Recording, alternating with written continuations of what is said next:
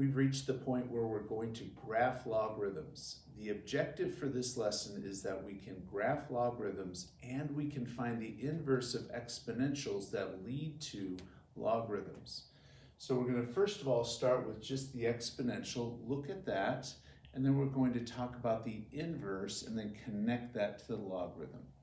So to start off with, to graph y equals 2 to the x, what we want to do is do a table for this one.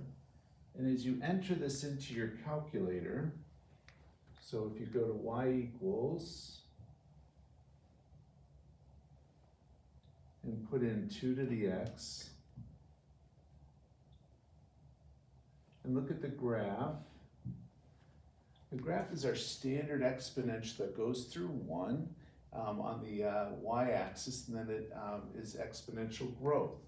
To look at the table, when we get this table and get values here, notice it gets close to the x-axis, and from there it exponentially goes up. So what I'm going to do is list some of the values off of this table, okay, for our x and y. And so we get off this table, -1 is 1/2 or 0.5. For 0 we get 1, for 2 we get, 1 we get 2, 2 we get 4, and for 3 we get 8. So if you look at those values and you plot them, here's where they go, and it gives us that exponential graph look where it goes up, gets close to the axis here, and then it starts accelerating up from there. Now, what we want to do is look at the inverse. So what I want to do is first of all recognize that the inverse table, so when I do my inverse, the inverse table is going to be these two values flipped. So I'm going to have 0.5 as my x going with 1. I'm going to have 1 go with 0. I'm going to have 2 go with 1, and 4 go with 2, and 8 go with 3. So this inverse graph will look like this. 0.5 goes with a -1. Excuse me, this should be negative.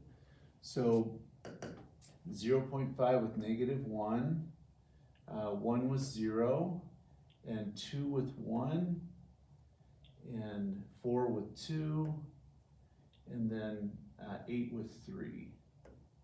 Now this graph looks like this, and what you need to recognize is that common idea that when you do an inverse, it is the mirror image, the reflection through the line y equals x.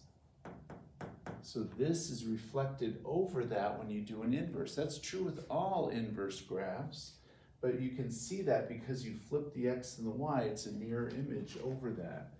So let's go ahead and do the algebraic work for the inverse. So just as a reminder, you start with your inverse, you have y equals 2 to the x.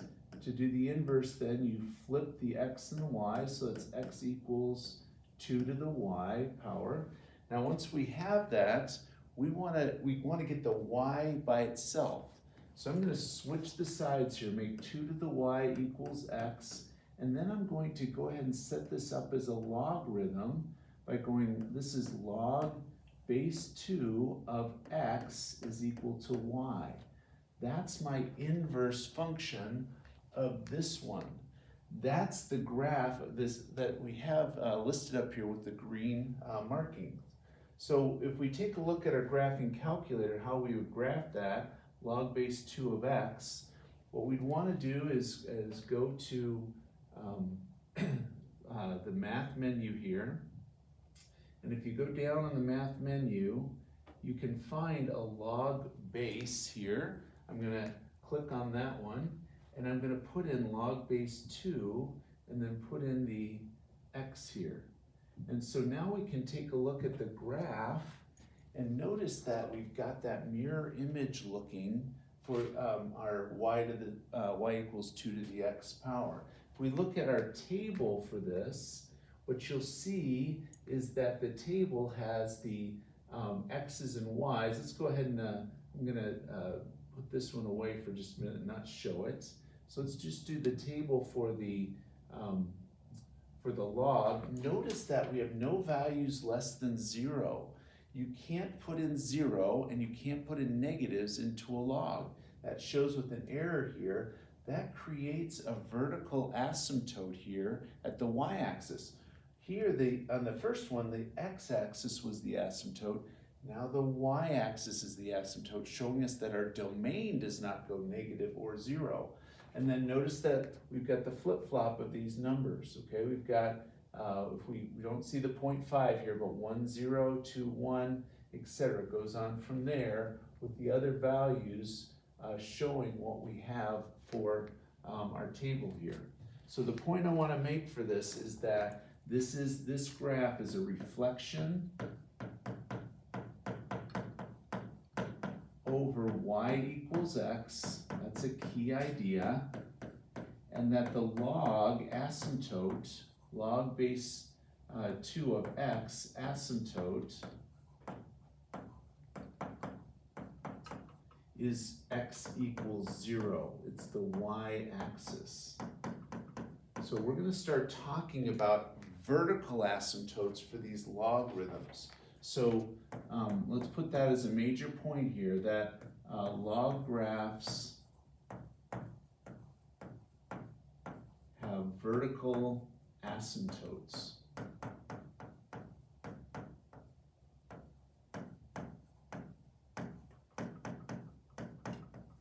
All right, so that's something we want to pull out of these problems. Now let's go to a more difficult problem.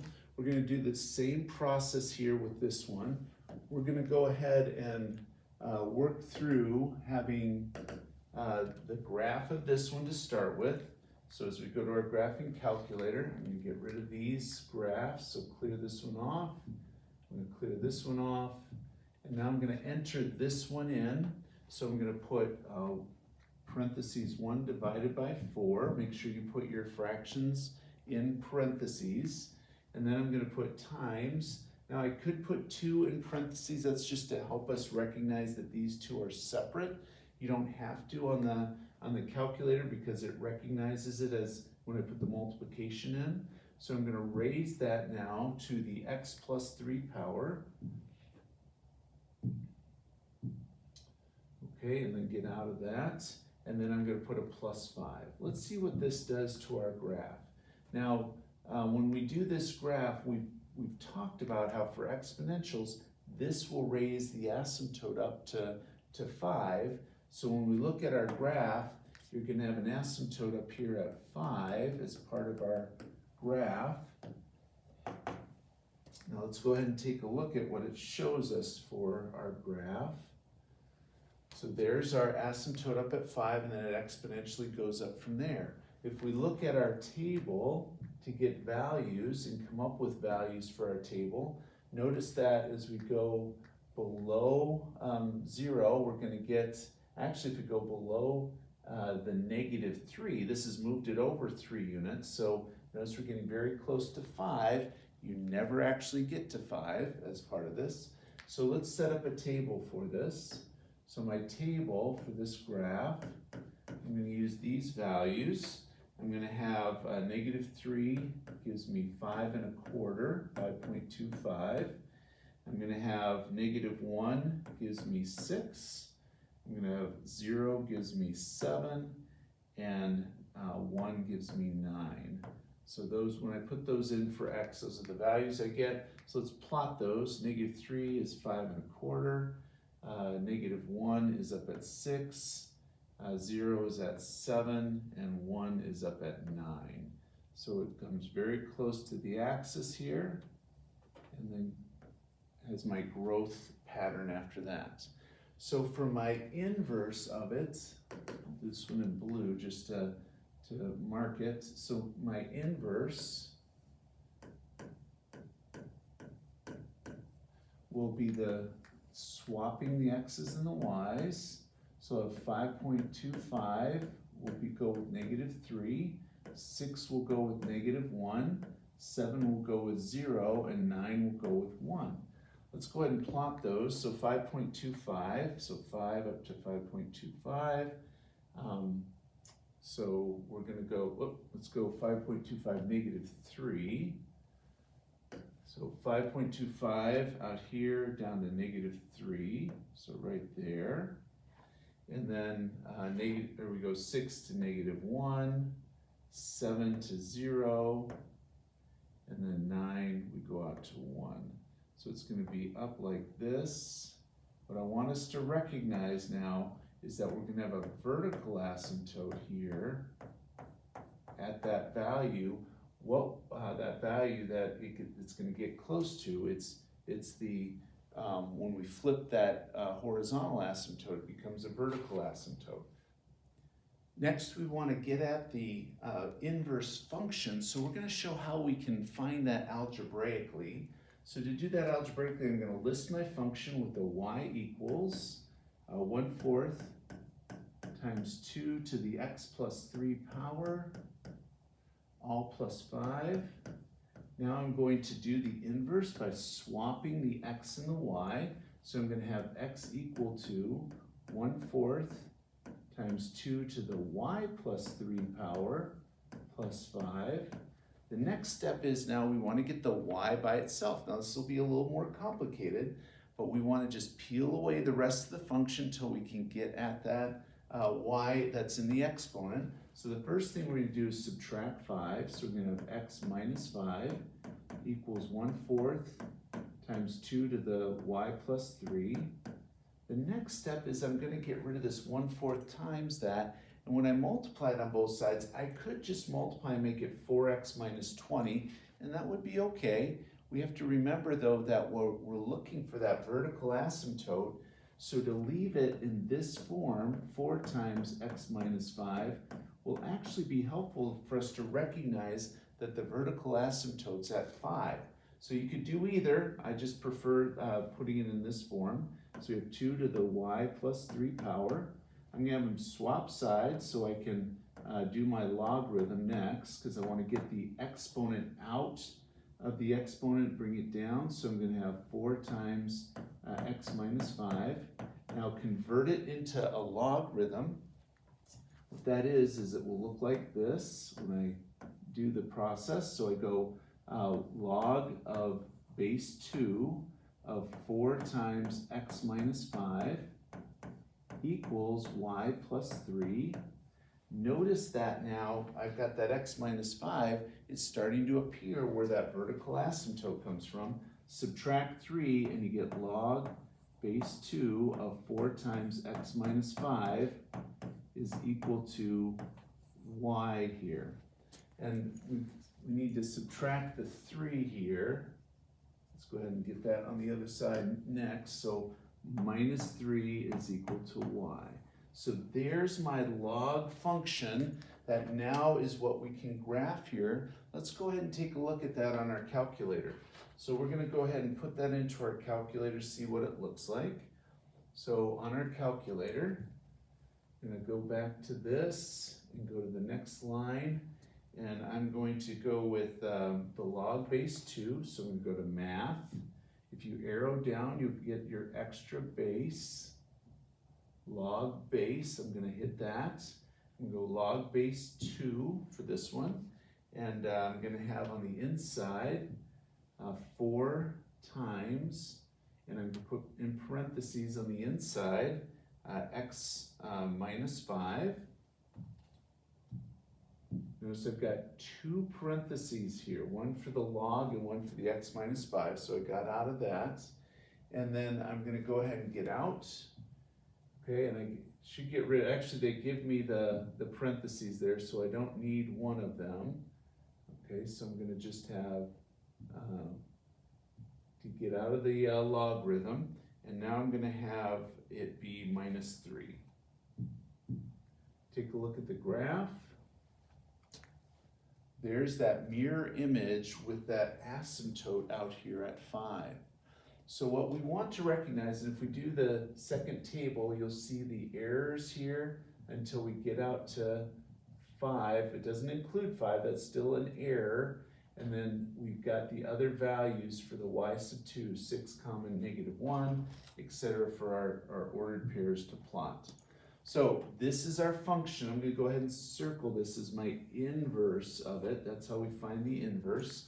The points I want to make is that this has an asymptote at x equals 5. I'm going to circle that because that's really important. Where you recognize it is what will make the inside of the log function equal 0, because we're not allowed to take the log of 0 or the log of a negative. That will help us recognize where those end up, where that will give us the asymptote, because that's where the end of the domain happens. So we're going to be looking inside like that. So let's summarize what we've got here and do a couple more graphs. If we look at this general form, what you really need to pull out of if you're trying to graph something like this is that when you have x minus h, so it's the opposite of what's inside, our asymptote is going to be x equals h. So whatever the opposite of that number is on the inside, that's going to be our asymptote. That's very consistent with the other families of functions. What we've done inside of a function, the opposite is what happens with our x direction on the graph. So let's do a couple more here. Let's take a look at these two. If you were to put this one into the graphing calculator, you would see this, but we can immediately look at this and say that we have an asymptote at x equals 3. So we're going to put a vertical asymptote here at x equals 3. That's where we start. If you were to put this into your graphing calculator and come up with a table, okay, which would be easy enough to put this in. Notice I used log base 10 here, so you could put that in to your graphing calculator. So it'd be as simple as going here, let's clear these off.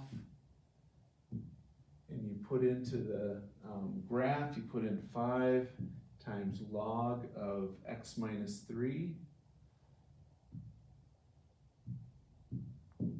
And then you take a look at the graph. Notice that we've got that asymptote there at 3. You go to your table and get some values. Notice it doesn't start until we get to past 3. And so I'm going to have 4, 0. I'm going to use 6, 2.4. Sometimes we'll have to use decimals. And I'll use 10, 4.2. And we get this generic look of 4, 0, 6, 4.2. And 10 out of, 6, 2.4, and then 10, 4.2. And so you get this look of going down by the asymptote and then having this look that goes close to the asymptote and goes off in this direction, that mirror image. So when we have this, that's going to be our graph. I'm going to do this one. I'm using natural log on this one. It has the same property that we're going to have our asymptote as the opposite of what's in here. So our asymptote is x equals -5. Go out to -5 and draw your asymptote. Enter your value into the calculator. And so when we go to y equals, we clear this off. We put in natural log of x plus 5, and then put plus 2, and then we're going to hit graph. Now that plus 2 at the end, it does move the graph up 2 units, but because it's sloping off in that direction, it's a little bit harder to see how that impacts it, but it actually is moving it. If we were to just do the graph on this one, again, I'm going to pull out values from this table, okay, and go to the negative side. So you got -5, we get the error. So if we were to just do y equals natural log of x plus 5 without the plus 2, it would be 2 units lower than this. So it does move it up, but you don't see as much, so get the numbers off your table. So off the table, I'm going to pull off these numbers. -4 goes with 2. I'm going to put -2 with 3.1. And you get 0 with 3.6, and 5 goes with 4.3. Right, let's plot those. So -4 goes up with 2. That would normally be down at 0. -2 with 3.1. 0 with 3.6. See how it slows down then. And 5 is with 4.3. And so my graph comes down next to the asymptote and then comes out that direction. All right, so the major idea is to make sure you recognize where the vertical asymptote is. Because we take the exponential, which has a horizontal asymptote, and reflect it over the y equals x line, you're going to now have a vertical asymptote with what will ever make the inside part equal to 0. So let's do that up here with our next to this to summarize our basic graph for a log problem. Just so we're clear on this, is that you're going to have a vertical asymptote. So there'll be an asymptote. This is the basic graph with the axis being the asymptote here. And so it's going to go like this. This would be the basic graph of y equals log of x, where we'll go through 1, and then it has the y-axis as our asymptote. So be aware that you're going to have a vertical asymptote when working with these. That's where you start your graph, go to your table, find points, plot those points, and you'll get your graph of the logarithm. And then also know how you can work with the original exponential, flip your x and y, and then find the inverse also algebraically.